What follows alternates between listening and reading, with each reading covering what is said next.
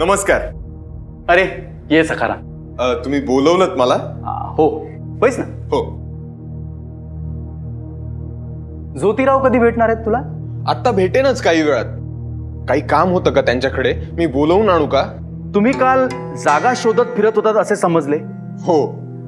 आता शाळा सुरू करायची म्हणजे जागा तर हवीच, पण ती कशी मिळवायची हे समजेना, म्हणून आम्ही एक क्लुप्ती सुरू केली. प्रत्येकाच्या घरी जाऊन जागेविषयी विचारणा सुरू केली.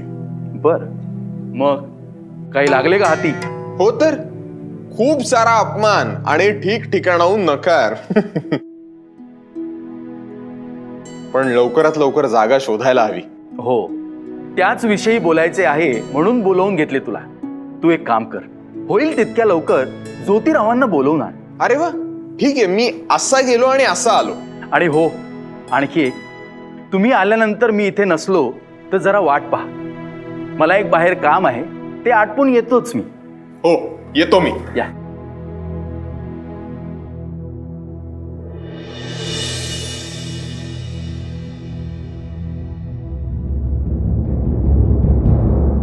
ज्योती, तुझ्या साळचं कुटवर आलं. अजून ठोस काही हाताला लागलेलं नाही, पण प्रयत्न चालू आहेत आमचे. जागा शोधतोय आम्ही. ते आलं हाय माझ्या कानावर.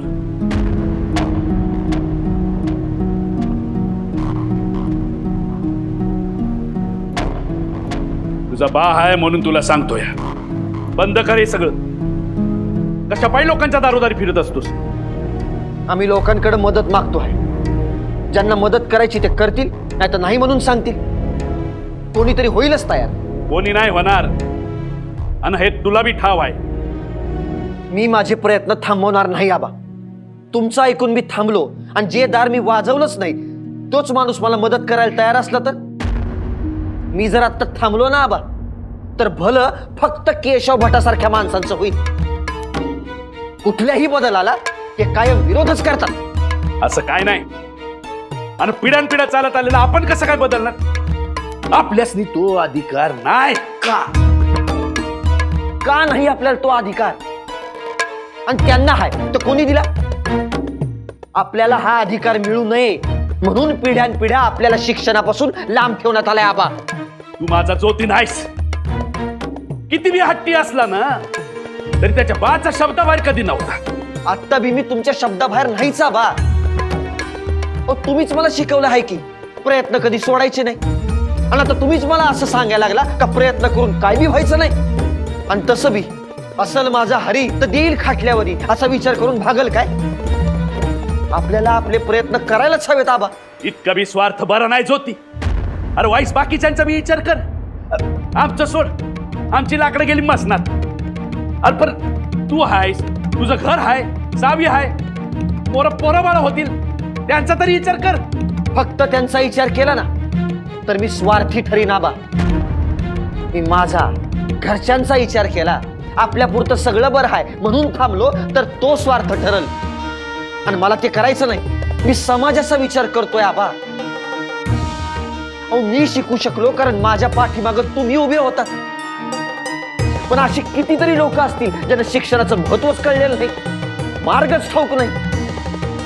आणि ज्यांना हा मार्ग ठाऊक नाही त्यांना त्या मार्गावर घेऊन जाणं ही माझी जबाबदारी आहे. हो, चलतोच आहे, पण कुठे चाललो आहोत, का चाललो आहोत, काहीतरी सांगशील की नाही? सांगतो मोरोबा, सांगतो. तू चल आधी. चलतोच आहे, पण सांग आधी मला कुठे अरे चाललो. बाबा, ज्योतिरावांच्या घरी पोहोचलो ना की त्यांना आणि तुला एकत्रच सांगतो. तोपर्यंत तोंड बंद ठेव आणि धीर धर. ठीक आहे? बरं, चल. ठीक आहे.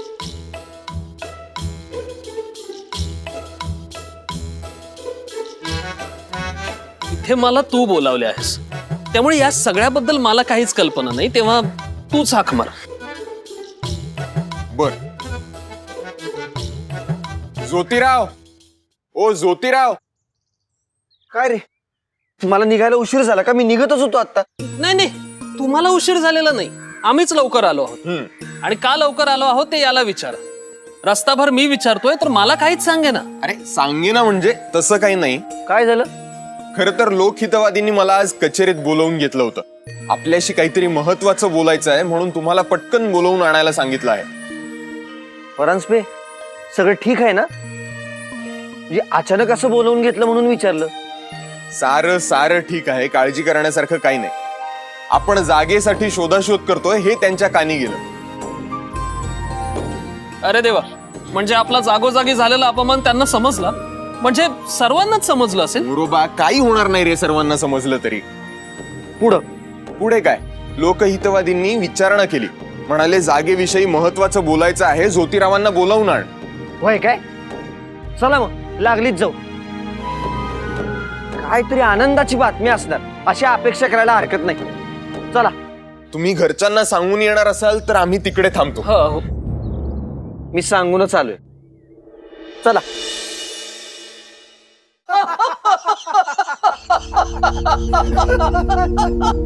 म्हणजे एकंदरीत तुम्ही काल लोकांना घाबरवण्यात यशस्वी झाला तर वा वा वा वा वा वा. अहो, एवढी गोष्ट तर मी नक्कीच शिकलोय तुमच्याकडून केशव भट. पण काही म्हणा, तुमची त्या साथीच्या रोगाची कल्पना अगदी उत्तम आहे. नाही नाही नाही नाही, तुम्ही ती उत्तम पद्धतीने लोकांना पटवून दिलेली असणार म्हणून जमले हो. नाही हो, यात माझे काहीच नाही हो. आणखी एक, त्यानंतर ज्योती आणि त्याचे ते 2 मित्र एखाद्या भिक्षुकाप्रमाणे लोकांच्या दारोदारी जाऊन मदत मागत होते. कार्याप्रमाणे म्हणायचे आहे का तुम्हास गोपू भट? अहो, भिकाऱ्याप्रमाणे काय आणि भिक्षुकाप्रमाणे काय, दोन्हीचा अर्थ एकच. अहो तोच कसा गोपू भट? आपण फिरलो तर ते भिक्षुकाप्रमाणे आणि ते फिरले तर ते भिकाऱ्याप्रमाणे. काय बर, मग कोण कोण तयार झाले त्यांना भीक घालायला? अहो, कुणाची टाप लागली आहे का? भीतीच अशी घातली आहे की या जन्मी काय, पुढच्या जन्मी देखील जो त्यास मदत करण्यास कोणी तयार होणार नाही. अहो, लोक त्यांच्या तोंडावर दार बंद करत आहेत म्हणे. वा वा वा वा, हे अगदी उत्तम झाले हो. जोत्याचा अपमान झाला ना की मनास कसा एक उत्तम प्रकारचा आनंद मिळतो. तुम्हाला पाहायचंय का त्याचा झालेला अपमान? व्यवस्था करू का तशी? छे छे छे छे, हो कशाला, त्या शूद्रासाठी एवढे कष्ट कशाला घ्यायचे आपण? याचा अपमान काय कधी पाहता येईल? आता काय होतच राहणार आहे ना अपमान. तेही खरेच म्हणा. पण केशव भट, या जोत्याकडे दुर्लक्ष करून चालणार नाही. त्याचा हा मानस कधीही पूर्ण होऊ नये म्हणून त्याच्यावर सतत पाळत ठेवणे सुरू करा. नाही, त्याच्यावरही आणि त्याला मदत करणाऱ्यांवरही. नाही, आता त्याला तशी मदत करायला कोणी धजावणार नाहीच म्हणा, कारण मदत केली तर महामारी येईल ना. नमस्कार. नमस्कार. अरे या या, बसा. वेळेत आलात. मीही आत्ताच आलो. मला वाटलं मलाच उशीर होतोय की काय आणि तुम्हाला वाट पाहत बसावं लागेल. नाही, तुमचा निरोप मिळाला, काहीतरी महत्वाचं बोलायचं आहे म्हणून. तुम्ही जागा शोधत फिरताय असे कानावर आले. मला बोलायचे ना, उगाच वणवण करत फिरत राहिला. म्हणजे तुमच्याकडे आहे का जागा? हो, माझ्याकडे कसली डोंबल्याची जागा असणार? आणि असती तर मी आधीच सांगितली नसती का? शिवाय तुम्हाला जागा मिळू नये यासाठी बरेच प्रयत्न सुरू आहेत असे कानावर आले माझ्या. नाही, आम्हाला काही कल्पनाच नाही. अर्थात नसणारच, पण तुमचे ऐकूनही न घेता लोक दारं बंद करतायत यावरून तरी अंदाज काढायला हवा होता तुम्ही. केशव भटांनी साऱ्या लोकांना भीती घालायचे काम केलेले आहे. केशव भटांनी ज्योतिरावांच्या घरच्यांनाही घाबरवण्याचा प्रयत्न केला. यांनी घरी काही सांगितले नव्हते, अर्थात योग्य वेळ येण्याची वाट पाहत होते. केशव भटांना कुणकुण लागली आणि त्यांनी जे करायचे होते ते केलेच. अरे देवा, आता घरी सगळे ठीक आहे की अजून धगधगतच आहे? ठीक म्हणावा असं काही नाही. आत्ताच आमचे आबा मला म्हणत होते की लोकांच्या दारी असं वन वन फिरणं बंद कर, सगळे बंद कर, मळ्यात यायला लाग किंवा सरकारी नोकरी कर, असं चाललेलं आहे. आणि आबांना ज्योतिरावांनी काय उत्तर दिले याचा अंदाज आपल्याला असेलच. असो, तर ज्या कामाकरता तुम्ही बोलावलं होतं ते काय आहे? हा, तर बुधवार पेठेत एक गृहस्थ राहतात. तात्यासाहेब भिडे नाव त्यांचं. तर त्यांना त्यांची जागा द्यायची आहे असे माझ्या कानावर आले. कदाचित त्यांचे तुम्हाला सहाय्य मिळू शकेल. त्यांना एकदा भेटून घ्या, पहा काही झाले तर उत्तमच, नाहीतर लोकांच्या दारोदारी फिरणे आहेत. हे फारच चांगलं झालं, आत्ताच निघतो. आजच्या दिवसाची सुरुवात त्यांचं दार ठोठवण्यापासूनच करतो. चला, वेळ वाया दवडत नाही, निघतो. काय होते ते कळवा. जरूर.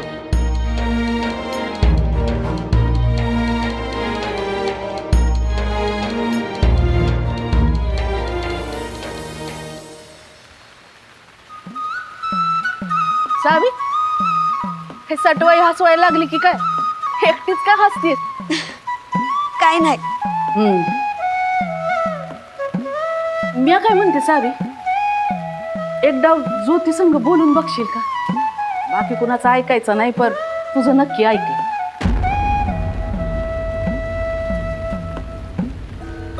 सावी, अगं मी काहीतरी बोलले तुझ्या संग, ध्यान कुठे आहे तुझं?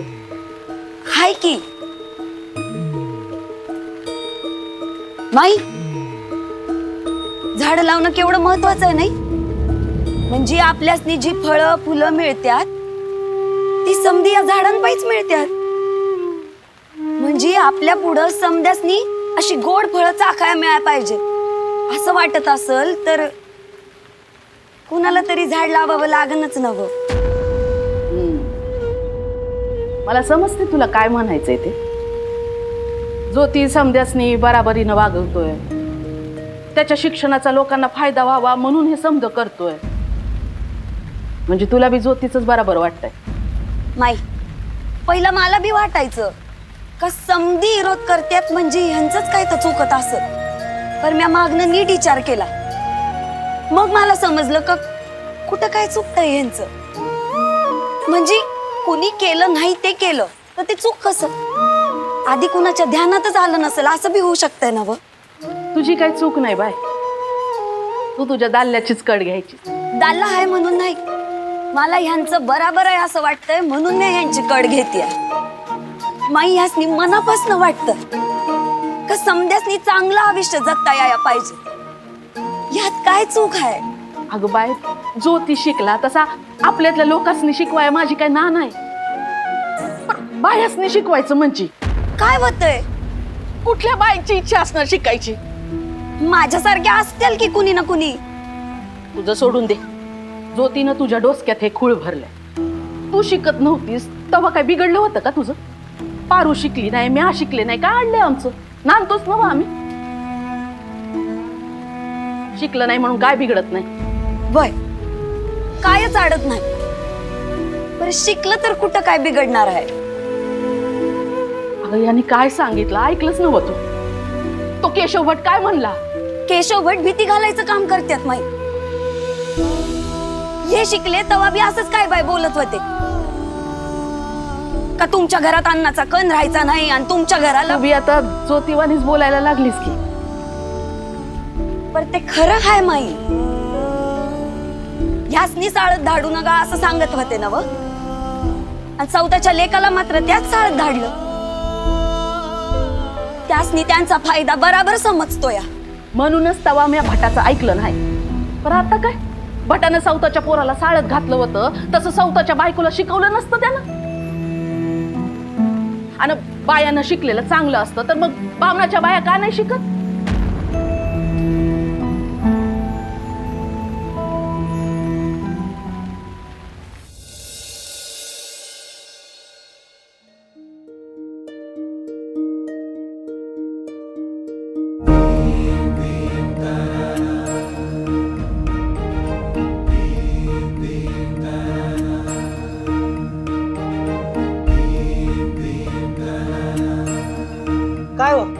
कोण पाहिजे? तात्यासाहेब भिड्यांना भेटायचं आहे. असं वय, या.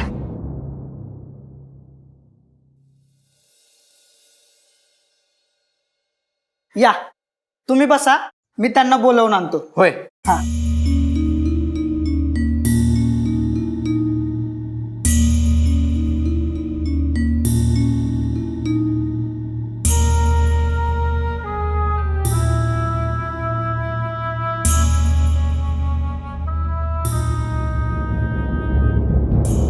नमस्कार. नमस्कार. बसा.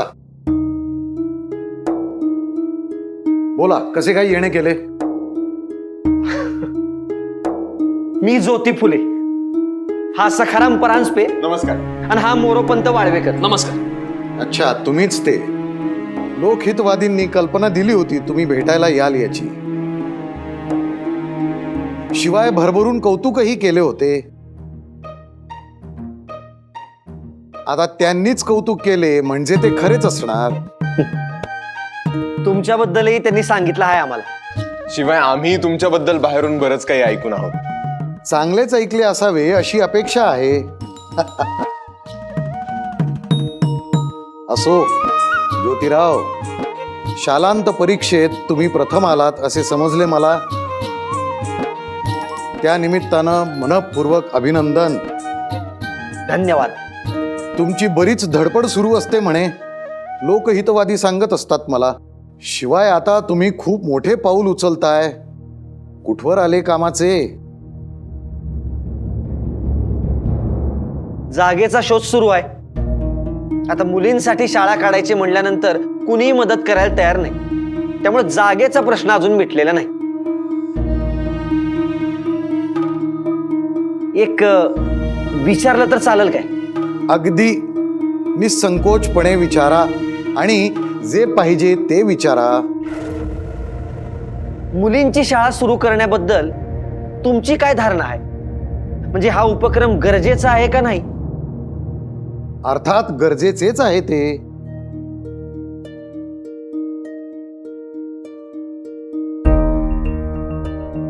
आम्हाला सुचले नाही ही आमची खंत. कुणीही न केलेले कार्य तुम्ही करायचे योजिले आहे.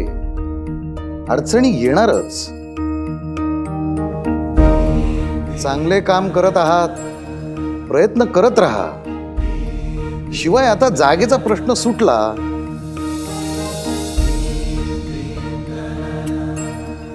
जागेचा प्रश्न सुटलाय? नाही नाही तात्यासाहेब, जागेचा शोध अजून सुरूच आहे आणि त्याकरताच तर तुम्हाला भेटायला आलो होतो. इथे येण्याच्या अगोदर पर्यंत तुमचा प्रश्न सुटला नव्हता, पण आता सुटला.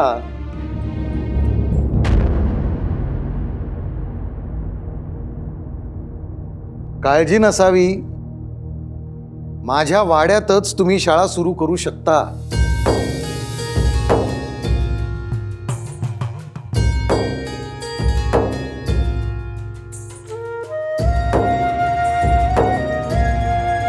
तात्यासाहेब,